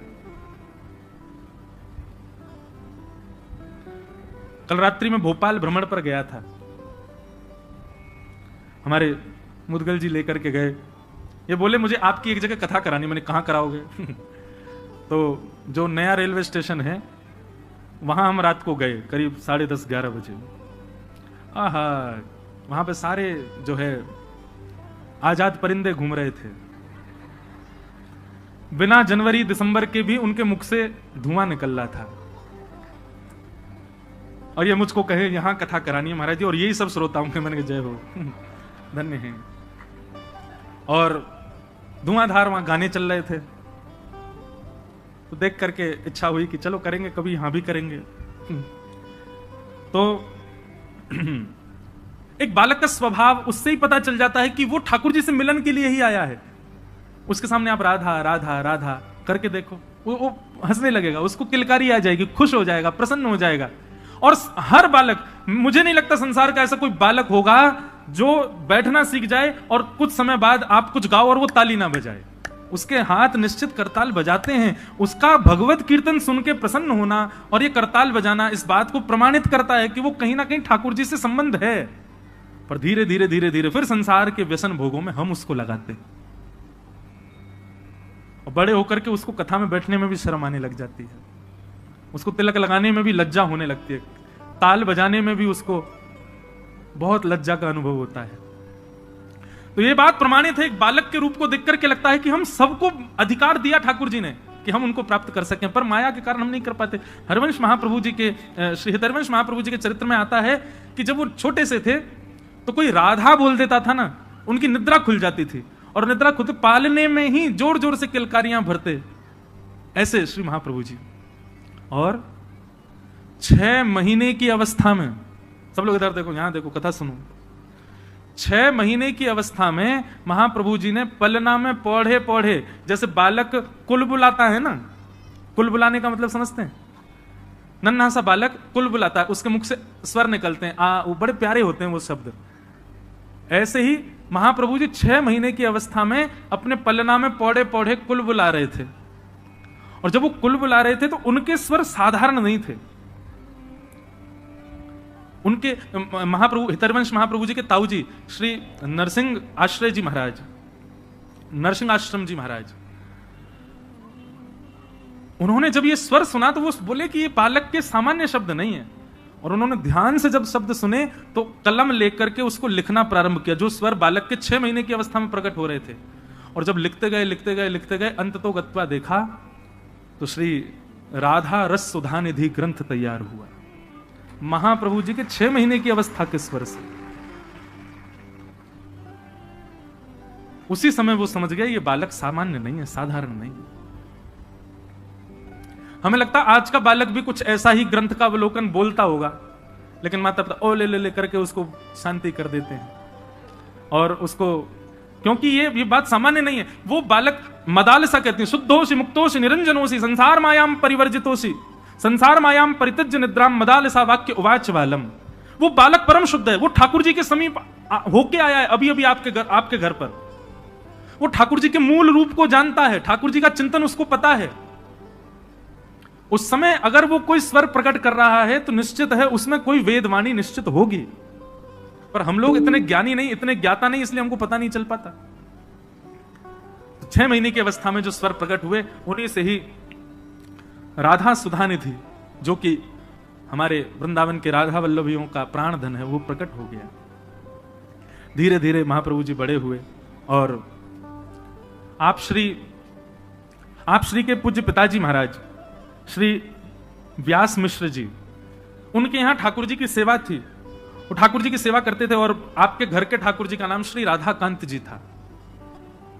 ठाकुर जी की सेवा पिताजी करते थे, और नन्हे से श्री हितरवंश महाप्रभु वो बाहर आंगन में बालकों के साथ खेलते थे, कभी बगीचे में खेलते थे। लेकिन खेल कैसा था उनका, वो हमारे आपके जैसा खेल नहीं खेलते थे। तो वृक्षों से सुंदर पुष्प इकट्ठे करते, वृक्षों से सुंदर पत्र इकट्ठे करके उनकी सुंदर माला बनाते, उनके सुंदर सूत में बांध करके कुछ तैयार करते, और फिर क्या करते, गांव में जाकर के एक गौर वर्ण के बालक को लेकर के आते, एक श्याम वर्ण के बालक को लेकर के आते, और श्याम वर्ण के बालक को तो श्याम सुंदर बना देते, और गौर वर्णा बालक को किशोरी जी के रूप में तैयार कर, ये उनका खेल था।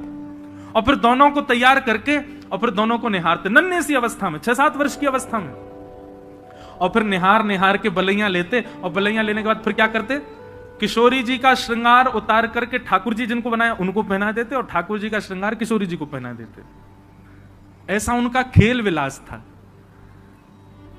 लेकिन बंधुओं, उनका भाव इतना सुदृढ़ था कि आज उन्होंने जैसे ही गौर वर्ण के बालक को श्याम सुंदर, माने किशोरी जी को ठाकुर जी का श्रृंगार किया, और श्याम वर्ण के बालक को जब किशोरी जी का श्रृंगार किया, उसका भाव यह परिलक्षित हुआ कि उनके पिताजी जैसे ही अपने घर के ठाकुर जी के दर्शन करने के लिए गए, भोग उठाने के लिए गए, पर्दा हटाते ही देखा तो श्री राधाकांत प्रभु ने भी अपना श्रृंगार बदल लिया। किशोरी जी ने मुकुट पहन लिया, और ठाकुर जी सिर पर चुनरी ओढ़ करके बैठे थे। घबरा गए, उनको तो बेचैनी हो गई, ये क्या हुआ। अरे मुझे लगता है बुढ़ापे की आंखें, समझ नहीं पा रहा हूं, उम्मीदने लगे, आंख मांख धो करके आए, पुनः आकर के देखा तो ठाकुर जी चुनरी में बैठे हैं और किशोरी जी मुकुट पहन के बैठी हैं। मन में विचार करने लगे, ये कैसा, ये कोई अपशगुन तो नहीं। बस किसी से पूछने के लिए मंदिर से निकल के बाहर भागे, तो बाहर बगीचे में देखा कि हरिवंश जी 2 बालकों की प्रदक्षिणा कर रहे हैं, और जाकर के देखा तो क्या पाया कि श्याम वर्ण के बालक ने तो चुनरी पहन रखी है और गौर वर्ण के बालक ने मुकुट पहना है। देखते ही समझ गए, बोले ओहो, मेरे इस बालक की भक्ति की श्रेष्ठता इतनी हो गई कि वो बालकों के साथ श्रृंगार करता है और प्रत्यक्ष ठाकुर जी उसकी सेवा स्वीकार करते हैं। ये सामान्य बालक नहीं। ऐसे महाप्रभु जी, उनके पिताजी कभी ठाकुर जी के आगे लड्डू भोग रखते, पर्दा करके जैसे ही पर्दा हटाते तो क्या पाते, लड्डू के साथ साथ वहां पे आम, सेब, अमरूद, सुंदर सुंदर बहु व्यंजन वहां पर रखे हैं, जो कि रखे ही नहीं थे। अब उनको संशय नहीं होता था, जैसी ऐसी कोई लीला होती वो दौड़ करके हरिवंश जी के पास जाते। दौड़ करके हरिवंश जी के पास गए तो आज क्या देखा कि आज किसी बालक का श्रृंगार नहीं किया है, दो युगल वृक्ष एक साथ खड़े थे। एक वृक्ष को श्री जी का श्रृंगार किया, दूसरे वृक्ष को श्याम सुंदर का श्रृंगार किया, और वन में श्रृंगार किया वृक्षों का, तो फल का ही भोग लगाया। तो जो फल वहां वृक्षों के सामने रखे थे, ठीक वैसे ही फल, उतने ही आकृति में कटे भय, उतने ही आकृति में अमनिया किए भय, ठीक कोई अंतर नहीं, वैसे ही फल भीतर मंदिर में ठाकुर जी के सन्मुख रखे थे। ऐसे महाप्रभु जी बाल्यकाल से ही उनके सेवा का सुख बढ़ने लगा, और चंद अवस्था में ही, कुछ बाल अवस्था ही थी, उसी समय एक दिन श्री राधा श्री राधा श्री राधा कहते कहते नृत्य कर रहे थे, और उनका वो भाव रूप देख करके हमारी वृषभानुनंदिनी जी, हमारी किशोरी जी स्वयं को रोक ना पाई और प्रकट हो गई सामने। और प्रकट होकर के श्री हित हरिवंश महाप्रभु को बाल अवस्था में किशोरी जी ने गुरु दीक्षा दी। उनकी गुरु कौन है? श्री किशोरी जी। किशोरी जी ने गुरु दीक्षा देकर के सेवा भाव समझाया, सेवा प्रणाली समझाई, आदि आदि सब भाव उनको समझाए। और एक अवस्था होने पर महाप्रभु जी अपने गांव से भ्रमण करते करते करते करते चिदयावल पहुंचे। वहां पर वही आत्मदेव ब्राह्मण जिसने महादेव से रत्न के रूप में राधा वल्लभ जी मांगे, वो आत्मदेव के यहां जाकर के दर्शन किया श्री राधा वल्लभ जी का, और राधा वल्लभ जी का दर्शन करके इतने भाव निमग्न हो गए, इतने में ही ठाकुर जी ने आत्मदेव को स्वप्न दे दिया, और आत्मदेव जी से कहा, सुनो आपकी सेवा पूर्ण हो गई, हम आपसे संतुष्ट हो गए, अब एक काम कीजिए। बोले क्या? मंदिर परिसर में एक वैष्णव दर्शन कर रहे हैं हमारा हितरवंश महाप्रभु, इनसे जाकर के कहिए कि आपकी दो पुत्रियां हैं, दोनों पुत्रियों से उनका विवाह होगा।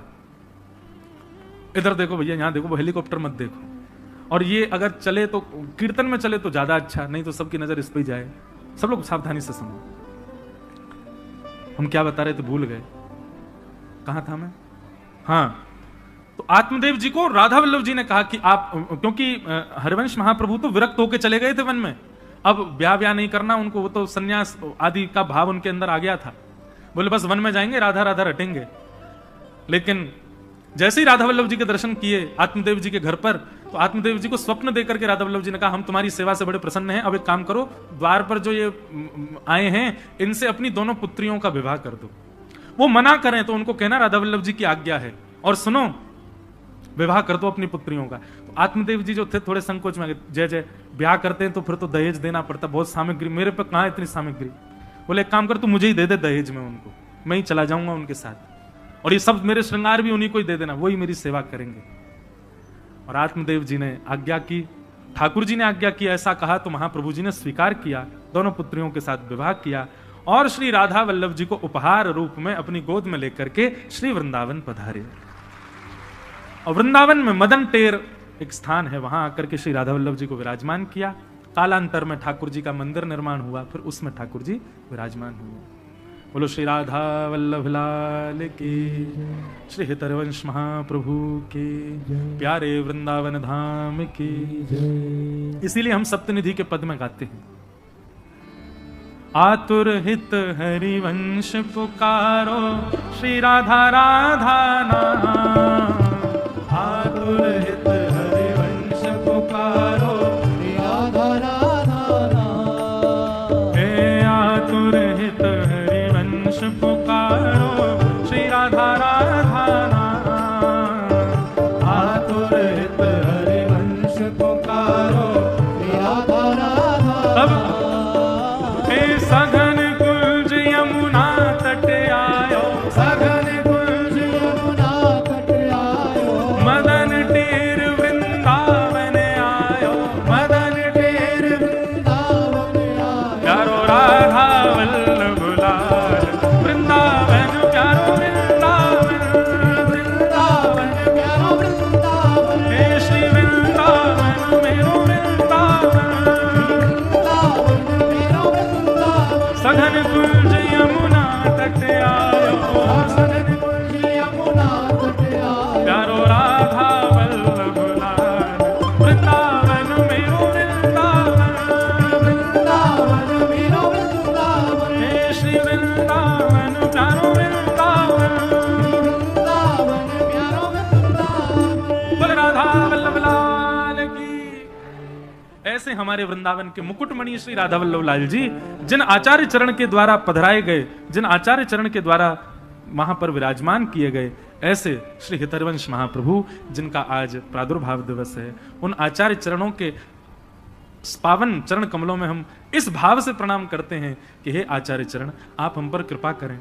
श्यामा जो आपकी गुरु हैं, आप श्री राधा वल्लभ लाल जी को वृंदावन में लाकर के वृंदावन की शोभा बढ़ा रहे हैं, आप कृपा करें, अनुग्रह करें। हम सब दासों के जीवन में भी श्री राधा वल्लभ जी कृपा करें। हमारे मन रूपी वृंदावन में, हमारे मन रूपी उस सघन कुंज में भी एक ना एक दिन ऐसे ही युगल स्वरूप आपकी कृपा से विराजमान हो, इस अभिलाषा से आचार्य चरणों में बारंबार प्रणाम।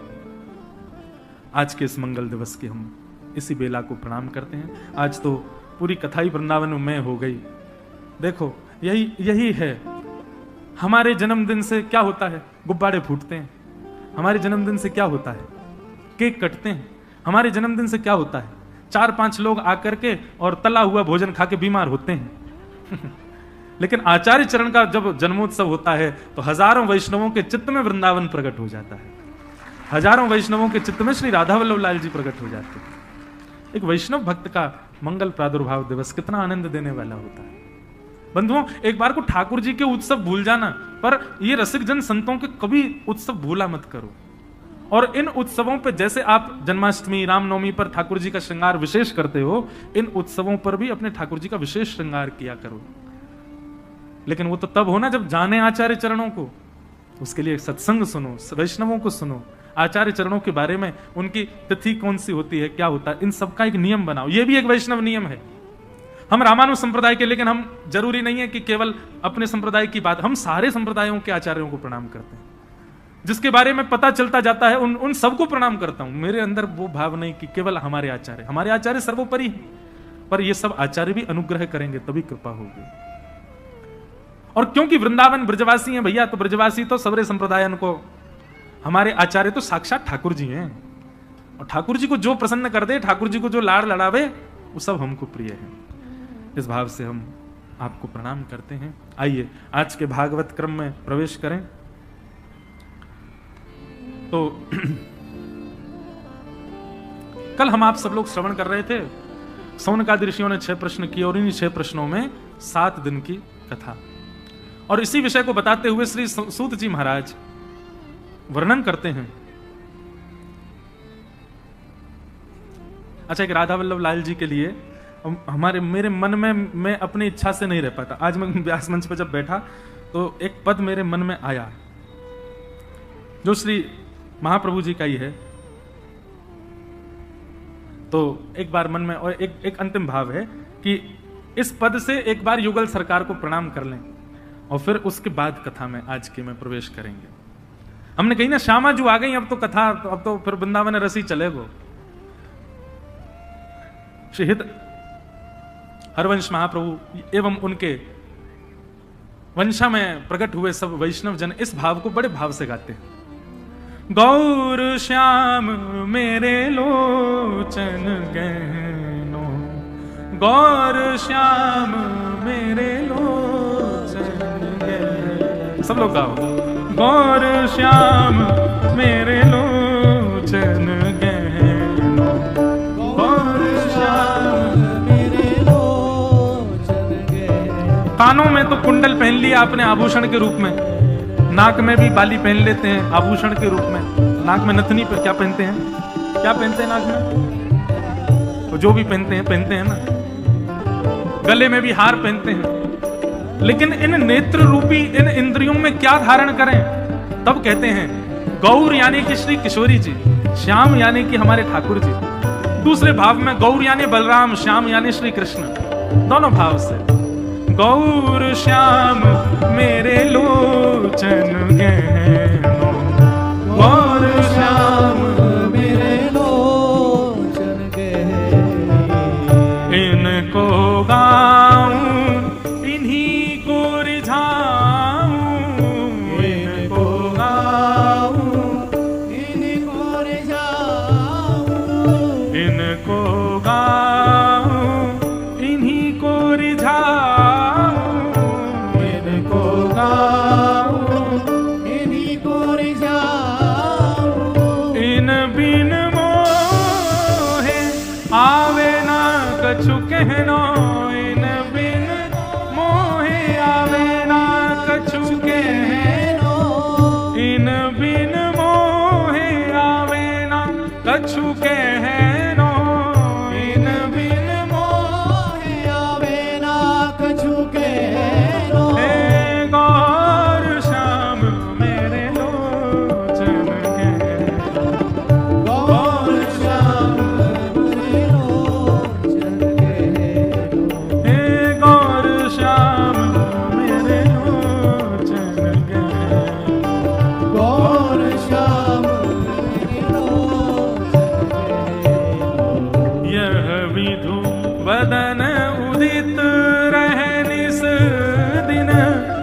विधु वदन उदित रहे, सादर पलक बिसरी के चाहनो, सादर पलक बिसर के चाहनो, वृंदावन हित रूप बलि गई, वृंदावन हित रूप बलि गई, वृंदावन हित रूप बलि गई, वृंदावन हित रूप बलि गई। अष्ट प्रहर सुख इन सोले नो, अष्ट प्रहर सुख इन सोले नो, हे गौर श्याम मेरे लोचन के, गौर श्याम मेरे लोचन के, श्री गौर श्याम मेरे लोचन के, श्री गौर श्याम मेरे, श्री राधा वल्लभ लाल की जय। इस प्रकार श्री हरिवंश महाप्रभु को हम प्रणाम करते हैं। बंधुओं, आगे की कथा में भागवत जी की रचना का क्रम है। इदं भागवतम नाम पुराणम ब्रह्म संहितम, उत्तम श्लोक चरितम भगवान चकार भगवान ऋषि। श्रीमद् भागवत की रचना कैसे हुई और क्यों हुई, बहुत ध्यान से सुनो। वेदव्यास जी महाराज सरस्वती नदी के तट पर विराजमान थे। सरस्वती नदी का तट कहां है बताओ भारत में? सरस्वती नदी केवल, वैसे तो कई कई जगह बताए जाते, पर मुख्य रूप से एक ही तट है उनका, बद्रीनाथ। बद्रीनाथ से थोड़ा और आगे जाओ तो माना गांव, वहीं सरस्वती जी का उद्गम है। और थोड़ी दूर 1-1.5 किलोमीटर चलने के बाद सरस्वती जी लुप्त हो जाती है, फिर गंगा जी का दर्शन होता है, अलकनंदा जी। तो श्री सरस्वती जी के तट पर वेदव्यास जी विराजमान थे और बड़ी चिंता में बैठे थे। किस लिए? मेरी और आपकी चिंता में बैठे थे। भैया, कलयुग के लोग बड़े विचलित होने वाले हैं। कलयुग के लोगों की मनस्थिति, बुद्धि, कलयुग के लोगों के विचार बड़े दूषित होने वाले हैं। इन लोगों के कल्याण के लिए मैं क्या लिखूं, मैं क्या करूं? कलयुग के लोगों का उद्धार हो, उसके लिए मुझे क्या करना चाहिए, ये चिंता कर रहे थे। तभी उन्होंने हमारे आपके कल्याण के लिए वेद पुराण आदि का रचना करनी प्रारंभ की। लिखते गए, रचना करते गए, करते गए, करते गए। एक रचना करते, उसके बाद सोचते अभी इसमें तो ये तो मैंने वर्णन ही नहीं किया, तो दूसरे ग्रंथ की रचना करते। फिर उसके बाद मन में विचार करते, अभी तो ये भाव अपूर्ण रह गया, फिर रचना कर। ऐसा करते करते अनेक ग्रंथों की रचना उन्होंने कर दी। 18 उपपुराण, 17 महापुराण, महाभारत, ऋग्वेद, यजुर्वेद, सामवेद, अथर्ववेद आदि आदि, इन सब की रचना हुई। चारों तरफ केवल पंक्तियां ही पंक्तियां लिखी रखी। वेदव्यास जी महाराज मन में विचार करने लगे, मैंने इतना सब कुछ लिख दिया, पर अभी भी मेरे मन में ऐसा लग रहा है कि कुछ तो अपूर्ण है इनमें, कुछ तो ऐसा है कि जो अभी पूर्ण नहीं हुआ है। और अपूर्णता के कारण मन में विचार करने लगे, अब क्या करूं?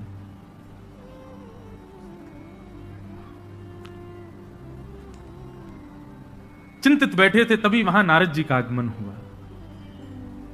और नारद जी ने आकर के व्यास जी से पूछा, आप चिंतित क्यों हो? नारद जी से बोले, देखो मैंने कितने ग्रंथ लिखे, पर मेरे मन को शांति नहीं मिल रही है।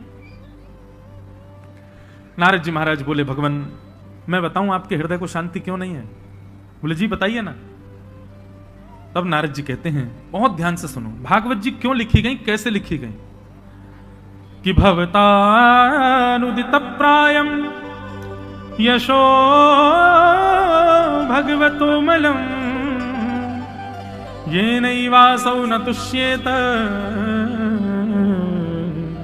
मन्ये तद्दर्शनम खिलम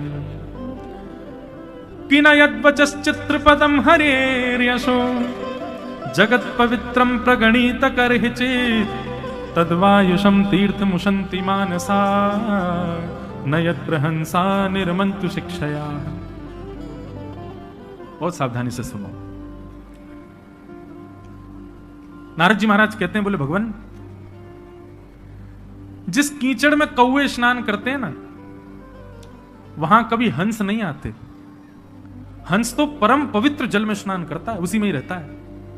और हंस का स्वभाव तो ऐसा हो रहा है कि जिस मान सरोवर में, आजकल हंस मान सरोवर में ही है, सौभाग्यवंत लोगों को दर्शन होता है।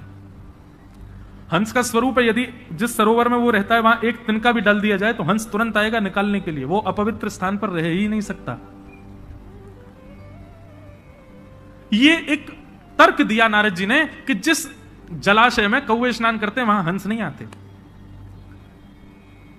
बोले महाराज मैं आपकी बात समझा नहीं। बोले भगवान ऐसे जलाशय का निर्माण करो जिस जलाशय में अन्य अन्य पक्षी नहीं, हंस का आगमन हो। हंस का आगमन परम पवित्र, परम शुद्ध, परम चैतन्य, परम शांत जलाशय में होता है, अन्यथा हंस आता नहीं है। महाराज मैं आपको सांकेतिक रूप से यह बात कहना चाहता हूं, आपने जितनी भी रचना की है, जितने भी आपने पोथियां लिखी हैं, सब में ज्ञान है, सब में श्रेष्ठताएं हैं, सब में अद्भुतताएं हैं, पर घुमा फिरा करके देखा जाए तो चार ही बातें हैं: धर्म, अर्थ, काम, मोक्ष, चतुर्विध पुरुषार्थ। और इन चतुर्विध पुरुषार्थों की प्राप्ति के लिए ही आपने सारे ग्रंथों के निर्माण किए हैं। लेकिन महाराज जिनको इन चारों से कोई काम नहीं, जिनको उन चारों से कोई मतलब नहीं, जिसको धर्म से मतलब नहीं, जिसको अर्थ से मतलब नहीं, जिसके अंदर में कोई कामना नहीं, और अंतिम जिसको मोक्ष भी नहीं चाहिए, उसके लिए आपने क्या लिखा? इन चारों की इच्छा ना रखने वाले हंस प्रवृत्ति के जो साधक हैं, उनके लिए आपने क्या लिखा? कुछ भी नहीं। इसीलिए आपका हृदय अशांत है। बहुत सावधानी से सुनिएगा। वे तो व्यास जी बोले संसार में इन चार चीजों की प्राप्ति तो संसार करना चाहता है, धर्म, अर्थ, काम, मोक्ष।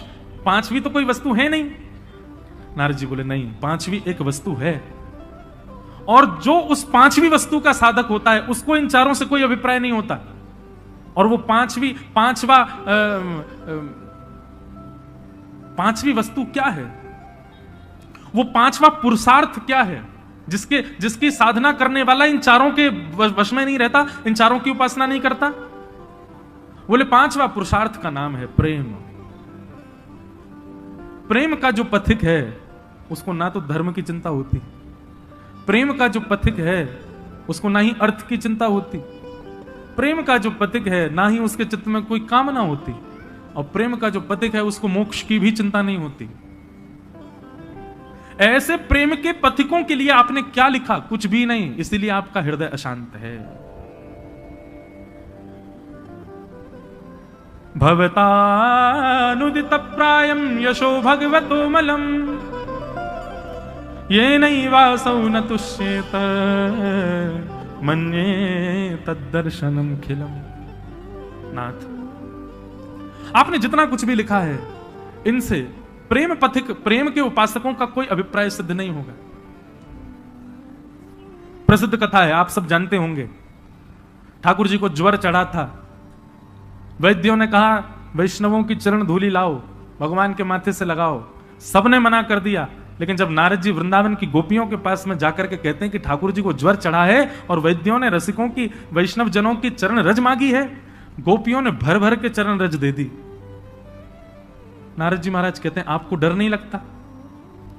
गोपियों बोली किस बात का डर? बोले आपकी चरण रज भगवान के माथे से लगेगी, आपको पता है इसका क्या आपको भोगना पड़ेगा पाप?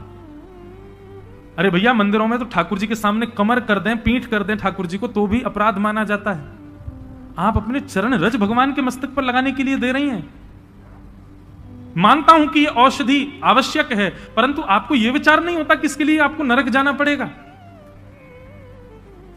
गोपियां कहती हैं नारद, यदि हमारी चरण रज देने से श्री कृष्ण की पीड़ा दूर होती है तो ऐसी चरण रजों का भंडार खोल देंगी द्वारिका में, और भले ही उसके लिए हमको नरक जाना पड़े, 2000 वर्ष तक नरक रहना पड़े, हम नरक स्वीकार कर लेंगे, लेकिन कृष्ण पीड़ा में है यह स्वीकार नहीं कर सकते।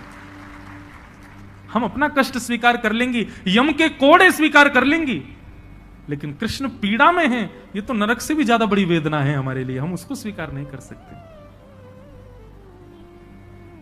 बताओ, क्या आपको यहां धर्म दिखाई दिया? धर्म तो कहता है भगवान के आगे चरण नहीं करने चाहिए। क्या आपको यहां अर्थ का दर्शन हो रहा है? अर्थ का दर्शन होता तो वो काम किया जाता जिससे ठाकुर जी प्रसन्न हो।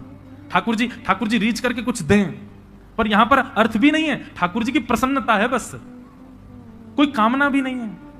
अपनी चरण रज देकर के मानो गोपियों ने कुछ मांग लिया हो ना, और मोक्ष की तो कामना है ही नहीं, कोड़ों के लिए तैयार बैठ गई हैं गोपियां, यमराज हमको कोड़े बरसाते वो स्वीकार है, लेकिन कृष्ण पीड़ा में ये स्वीकार नहीं।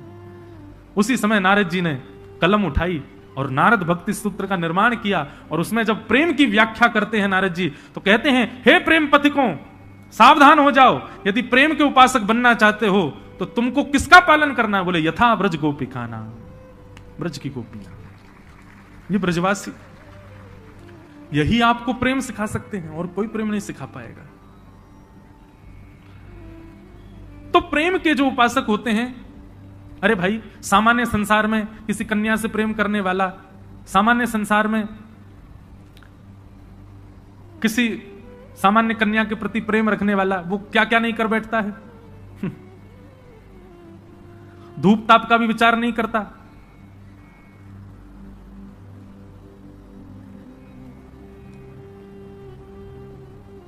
धूप ताप का भी विचार नहीं करता, अपनी प्रियसी के लिए सारी हदें पार कर देता है। धूप में खड़ा हो जाएगा, बारिश में आ जाएगा, उस गली में ही बैठा रहेगा जहां उसकी प्रियसी रहती हो, इतना तो वो भी करता है। माता पिता से लड़ लेगा, सब काम कर लेगा, लेकिन अपनी प्रियसी को नहीं त्याग सकता। ये तो सामान्य प्रेमी का लक्षण होता है कि वह भी सारी चीजों से ऊपर उठ जाता है। संसारिक दूषित प्रेम करने वाला भी ऐसा हो जाता है, तो श्याम सुंदर से प्रेम करने वाले वो धर्म अर्थ काम मोक्ष के कैसे उपासक हो सकते हैं?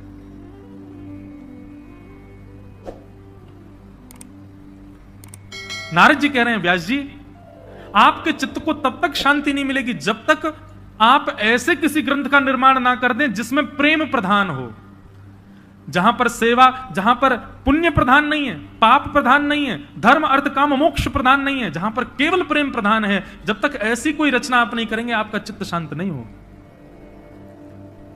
भागवत के श्रोताएं सब लोग सावधानी से सुनो, यहां पुण्य नहीं सिखाया जाता कि पुण्य कैसे करना है, यहां पर यह नहीं बताया जाता कि पाप से कैसे बचना है, यहां पर तो केवल एक चीज बताई जाती है कि प्रेम नगर कैसे जाना है, प्रेम पथ कैसे जाना है।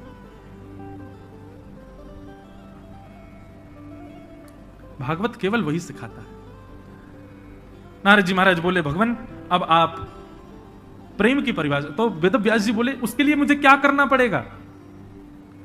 बोले आपने अब तक ठाकुर जी के ऐश्वर्य का वर्णन किया है, अब तक आपने ठाकुर जी के यश का वर्णन किया है, अब ठाकुर जी के प्रेम का वर्णन करो। बोले ठाकुर जी का प्रेम कैसा? बोले ठाकुर जी का यश तो आपने बता दिया, कैसा है? बोले महाभारत युद्ध में खड़े होकर के महाराज गीता का ज्ञान दिया, महाभारत में आपने यश बता दिया, अन्य अन्य पुराणों में आपने ठाकुर जी की खूब कीर्ति बताई, खूब यश बताया, खूब महिमा बताई, अब उनके प्रेम स्वरूप को बताओ। यश सुनकर के, कीर्ति सुनकर के व्यक्ति की श्रद्धा होगी भगवान में, लेकिन अब ऐसा कुछ लिखो जिसको सुनने के बाद व्यक्ति भगवान से प्रेम करे, ठाकुर जी से प्रेम करे। जिस प्रेम का अधिकार वो अपने प्रियजनों को देता है, वो प्रेम का अधिकार वो ठाकुर जी को प्रदान करे, ऐसा कुछ लिखो। और वो कब होगा? जब आप ठाकुर जी के यश को प्रधान ना देकर के ठाकुर जी के गुण को प्रधानता दो। रसखान कहते हैं, ताही अहीर की छोहरिया छचिया भरी छाछ पे नाच नचायो। ये ठाकुर जी का यश नहीं है, ये ठाकुर जी का गुण है। कैसा गुण? बोले तीनों लोगों को अपनी भ्रगुटी पर नचाने वाला श्री कृष्ण। वृंदावन में उनकी क्या स्थिति है? जब यशोदा मैया गंगा यमुना जल भरवे जावे तो लाला को अपनी, अच्छा हमारे ब्रज में लाज मर्याद बड़ी पालन करती हैं माताएं, इतना इतना घूंघट करके रहेंगी। यशोदा मैया की आयु भले 80 वर्ष की है, परंतु अभी भी यमुना जल भरने जाती हैं घूंघट करके जाती हैं। क्यों? अरे भाई इतने सारे लोग हैं बाहर, कौन कौन पुरुष बैठे होंगे, सबके सामने थोड़ी भाव से जाती हैं। अब मैया जाती है यमुना जल भरवे, लाला रोवे, मुंह ले चल मैया, मैं चलूंगा, मैं ना रह रो, धरती पर लेट जाए। तो यशोदा मैया के अच्छा कर, एक काम कर लाला, मैं तो मटकी पकड़ूंगी तो तेरा ध्यान कैसे धरूंगी, तो एक काम कर तू मेरी साड़ी को एक छोड़ पकड़ ले, तो या को पीछे पकड़ के चले कर। आगे आगे यशोदा मैया अपनी मटकी संभालती भाई जा रही है, और पीछे नंद नंदन नन्हे से 3.5 वर्ष के हैं, पीछे मैया की पल्लू पकड़ करके पीछे पीछे चल रहे हैं। और जैसे ही श्याम सुंदर निकलते हैं, गोपियों में अफरा तफरी मच जाती है, और सब गोपियां तैयार हो जाती हैं, कोई खिड़की पर, कोई अटारी पर, कोई छत पर, कोई बहाने से बस उस मार्ग पर जा रही है जहां से यशोदा जी आ रही है, क्यों? लाला को देख लेंगे। एक बहुत सुंदर पद है, चलो सखी निरखिए नंद कुमार। सब सखियां आपस में योजना बनाती हैं, बोले आज कन्हैया को कैसे देखना है, बहाने ढूंढती हैं। ठाकुर जी जब निकलते हैं उन गोपियों के भवन के आगे से, तो सब गोपियां कोई ना कोई गुप्त प्रलोभन ठाकुर जी को देती हैं कि ठाकुर जी उनकी तरफ देख लें। नन्हे से ठाकुर जी एक हाथ से तो मैया की चुन्नी पकड़ रखी है, दूसरे हाथ से अपने अंगूठा को चूसते हुए जा रहे हैं, और यहां गोपियां ठाकुर जी को लोभ प्रलोभन दे रही हैं। कोई गोपी किसी भाव का प्रलोभन, कोई गोपी मोर पिच्छ का प्रलोभन, कोई काली कमली का प्रलोभन, कोई नृत्य का प्रलोभन, कोई किसी वस्तु सामग्री का प्रलोभन दे रही है। परंतु एक गोपी क्या करती है, धौरी गैया का दूध काट करके बढ़िया उसको जमा करके वहां को सुंदर मक्खन निकारो है, वह मक्खन को अपने हाथ में लेके स्वयं बाहर नहीं आती है, खिड़की से केवल हाथ बाहर कर ले अपनों।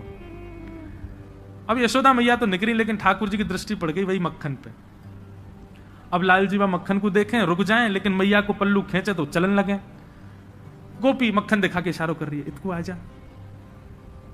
ठाकुर जी मैया की साड़ी छोड़ दें और वह गोपी के भवन में प्रवेश कर जाएं। जैसे ही प्रवेश करते हैं महाराज, सारी गोपियां भागती हैं अपने अपने घरों, सब उसी के घर में प्रवेश कर जाती हैं, भीतर से चटकनी लगा करके, और ठाकुर जी बैठा लिए बीच में, चारों तरफ बैठ गई सबरी गोपी और सब निरख रही हैं श्याम सुंदर को। तब ठाकुर जी कहते, तुम मुंह को ऐसे काय को टुकुर टुकुर देख रही हो, मैं तो मक्खन खावे आया हूं, मक्खन खवाओ, मेरी मैया चली गई, मैं शिकायत कर दूंगा।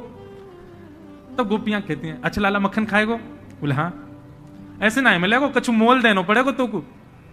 ठाकुर जी बोले अभी कमाई मैं करूं ना हूं, जब कमाई आ जाएगी तब दूंगो। बोले ना लाला तू दूसरा मोल दे दे। बोले कहां मोल दूं बता। बोले काम करने के नाच के दिखाई दे हमें, नहीं नृत्य करके दिखा। नन्हे से ठाकुर जी के नेत्रों में आंसू आ रहे हैं, यशोदा मैया को याद कर रहे हैं, लेकिन गोपियों ने पकड़ रखा। बोले पहले नाच हमारे आगे। देवता आकाश से दंडवत करते हैं गोपियों को, बोले ये त्रिलोकी नाथ है जिसकी भ्रगुटी पर तीनों लोक नृत्य करता है, वो इन गोपियों के सामान्य से मक्खन पर ठुमुक ठुमुक करके नाच रहे हैं। तब रसखान लिखते हैं, ताही अहीर की छोहरिया छचिया भरी छाछ पे नाच नचायो। उस परब्रह्म को जिसके आगे महादेव भी हाथ जोड़ के खड़े रहते हैं, जिसके आगे साक्षात ब्रह्मा भी हाथ जोड़ करके खड़े रहते हैं, जिसके आगे तीनों लोग थरथर कांपते हैं, वो ब्रजवासी इन अहीरों की छोरियों के आगे ऐसे नृत्य करते हैं जैसे अगर नाचे नहीं तो तीनों लोग चुरा ले जाएंगी गोपी इनसे। बताओ, इस लीला में ठाकुर जी का यश प्रकट होता है कि ठाकुर जी का प्रेम प्रकट होता है? ठाकुर जी का प्रेम प्रकट होता है। धर्म तो कहता है भगवान को सिंहासन पर बिठाओ, धर्म तो कहता है ऐसा कुछ मत करो जिससे भगवान को तकलीफ हो, लेकिन प्रेम कहता है वो सब जायज है, यहां सब कर सकते हैं। ठाकुर जी को उखल से भी बांध सकते हैं, ठाकुर जी को नचा भी सकते हैं। ठाकुर, अरे कहां तक कहें महाराज, ब्रजवासी की ऐसे ऐसे मधुमंगल श्रीदामा ठाकुर जी कोई घोड़ा बना के उन पर चढ़ जाए, और ठाकुर जी की जो दो बहनी मैया दो चुटिया बना दे, वही चुटियान कोई पकड़ ले, बोले चल लाला जहां को चोटी खींचे वहीं को चलियो, और ठाकुर जी चलते हैं। देवता आकाश में खड़े खड़े चिंता करते, बोले कि अरे भैया तुम भगवान के केश खींच रहे हो, तुमको पता है उनका एक रोआ भी टूट गया तो एक ब्रह्मांड नष्ट हो जाएगा वहां का। लेकिन ब्रजवासियों का ये प्रेम है बंधुओं, ये ऐश्वर्य नहीं है ठाकुर जी का। नारद जी ने कहा आपके चित्त को तब तक शांति नहीं मिलेगी जब तक आप ठाकुर जी के प्रेम का बखान नहीं करोगे, प्रेम को प्रकट नहीं करोगे। और उस प्रेम को प्रकट करने के लिए भगवान के प्रेम स्वरूप का स्मरण करो।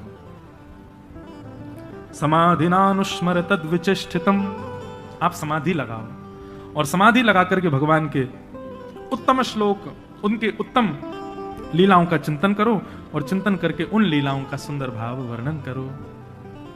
तब श्री वेदव्यास जी महाराज ने नेत्र बंद करके चिंतन किया, और वर्षों तक चिंतन करते करते करते करते जो भाव चित्त में प्रकट हो रहे थे, जो भाव मन में प्रकट हो रहे थे, उन्हीं भावों को जब प्रकट करके अवतरित किया गया, उतारा गया, तभी पुराण संहिता, पुराण सम्राट श्रीमद् भागवत की रचना हुई। बोलो भागवत महापुराण की जय। अब समझ आई भागवत जी की रचना कैसे हुई। भागवत जी का मूल आधार क्या है? तप नहीं, जप नहीं, योग नहीं, साधना नहीं, नियम नहीं, धर्म नहीं, अर्थ नहीं, काम नहीं, मोक्ष नहीं। भागवत जी तो केवल एक आधार को लेके, प्रेम। इनसे प्रेम की ही कामना करो, ये प्रेम से भर देंगी आपको, ये प्रेम ही प्रदान करती हैं। और जब प्रेम से ओतप्रोत हो, मैं एक बात कहता हूं कथा में, हम सब कौन है? हम सब गुल्ला हैं। कौन है? गुल्ला। और श्रीमद् भागवत जी कथा क्या बोले? ये रस है। इसको जितना भरोगे, जितना भर लोगे, जितना भर लो, सो क्या बन जाओगे? और जैसे ही रसगुल्ला बन जाओगे, सो ही ठाकुर जी आपको भोग लगावे आ जाएंगे, आपके समीप आ जाएंगे। ठाकुर जी समीप कब आते हैं? जब रस युक्त होते हो। भाई गुल्ला जब युक्त हो, जब गुल्ला तब गुल्ला, जब गुल्ला तब गुल्ला। और कौन सा? यज्ञ गुल्ला। ठाकुर जी को रस नहीं आएगा। अरे भाई गुल्ला खा के कौन? एक व्यक्ति हैं, उनको डायबिटीज, वो क्या करते हैं? रसगुल्ला को पहले 5 बार पानी में धोते हैं। रसगुल्ला को 5 बार पानी में धोते हैं। पानी में धोने के बाद फिर निचोड़ देते हैं। निचोड़ने के बाद में फिर उसको पाते हैं। काय बात को पाई क्यों रहे भाई? क्यों अत्याचार? बेचारे रसगुल्ला पर क्यों अन्याय कर रहे हो? रसगुल्ला तो रस युक्त हो तब पाया जाता है। तो हम सब गुल्ला हैं, और ये भागवत की कथा रस की चाशनी है। आप जब जब इधर उधर देखते हो ना, समझ लेना उसी समय रस आया था और आप उससे वंचित रह गए, आप अकेले गुल्ला ही रह गए। इसलिए बार बार कहता हूं, ध्यान से सुनो, ध्यान से सुनो, ध्यान से सुनो। क्यों? बोले चाशनी की कढ़ाई एक ही है, गुल्ला इतने सारे हैं। तो भैया सबरे रसयुक्त होंगे जरूरी नहीं है। वही रसयुक्त है पाए को जो कढ़ाई की आकृति समझ करके चुपचाप भिचके में बैठ जाए, घुस जाए कढ़ाई में, वही रसयुक्त है जाएगा। तो ये श्रीमद् भागवत चाशनी है भैया रस की। या मैं अपने आप को सराबोर कर लो, 7 दिन को समय मिलो है आपको, वंचित मत रहो। ऐसा रसयुक्त स्वयं को कर लो कि ठाकुर जी आपका सेवन करने, आपका भोग लगाने आपके पास पधारे। भागवत की रचना को बोलो भागवत महापुराण की जय। लोकस्य जानतो विद्वांस चक्रे सात्वत संहितान। श्रीमद् भागवत को संहिता कहा जाता है। संहिता का मतलब सम्यक हितम यासा संहिता, जो सबका हित करे। आपको पता है किस किस का हित होता है कथा में? सुनाने वाले का हित, सुनने वाले का हित। केवल इतना ही नहीं, यहां पर कई सारे छोटे छोटे कीड़े मकोड़े भी विचरण कर रहे होंगे, उनका भी हित। और केवल उन्हीं से काम नहीं, आप इस मार्ग से जो जो सामने से गुजर करके जा रहे होंगे और बस ये देखने के लिए कि यहां चल क्या रहा है, ऐसे